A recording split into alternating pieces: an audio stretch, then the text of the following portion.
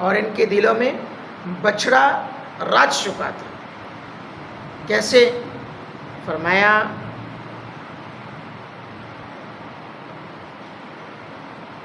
قُلْ بِئْسَ مَا يَأْمُرُكُمْ بِإِيمَانِكُمْ إِن كُنتُم مُؤْمِنِينَ۔ ان کے دلوں میں بچھڑا رچ چکا تھا ان کے کفر کے سبب۔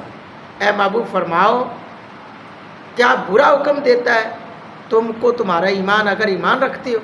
یعنی موسیٰ علیہ السلام کے کوئی طور پر تشریف لے جانے کے بعد تم نے موسیٰ علیہ السلام کی تکذیب کی اور تورات پر ایمان رکھنے کے باوجود تم نے بچڑے کی پوجا کی، اور فرمایا تورات کے احکامات پر عمل کرنے کا تم نے وعدہ کیا تھا، لیکن تم نے ایسا کرنے سے اپنے آپ کو دور رکھا۔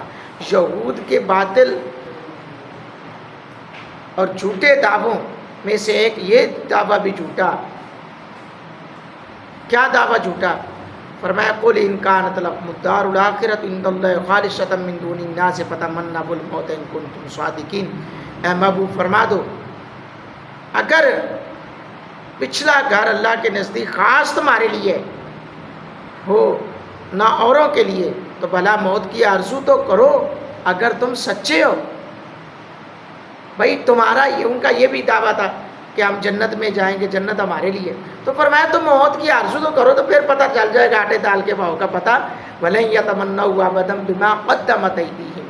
فرمایا ہرگز کبھی اس کی آرزو نہ کریں گے ان بدعمالیوں کے سبب جو آگے کر چکے۔ وَاللَّهُ عَلِيمٌ بِالظَّالِمِينَ، اور اللہ خوب جانتا ہے ظالموں کو۔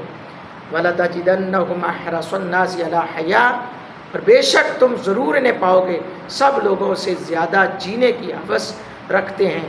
وَمِنَ الَّذِينَ أَشْرَكُوا، اور مشرکوں سے ایک کو، ہر ایک کو، يَوَدُّ أَحَدُهُمْ لَوْ يُعَمَّرُ أَلْفَ سَنَةٍ، وہ تمنا کرتے ہیں کہ کہیں ہمیں 1000 سال زندگی ملے۔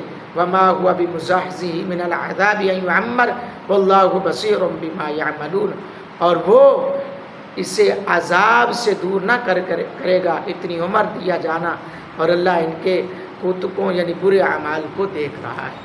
یہ ان کی تمنا 1000 سال جینے کی بھی ہوگی، لیکن ان کا یہ 1000 سال ان کو جہنم سے محفوظ نہیں کر سکے گا۔ اللہ جل شانہ میری آپ کی حاضری کو اپنی بارگاہ میں قبول فرمائے، اور رسول اللہ صلی اللہ علیہ وسلم کے توسل سے ہمیں اس درس قرآن کو سنا کر دوسروں تک زیادہ سے زیادہ پہنچانے کی سعادت عطا فرمائے۔ وما علینا الا البلاغ۔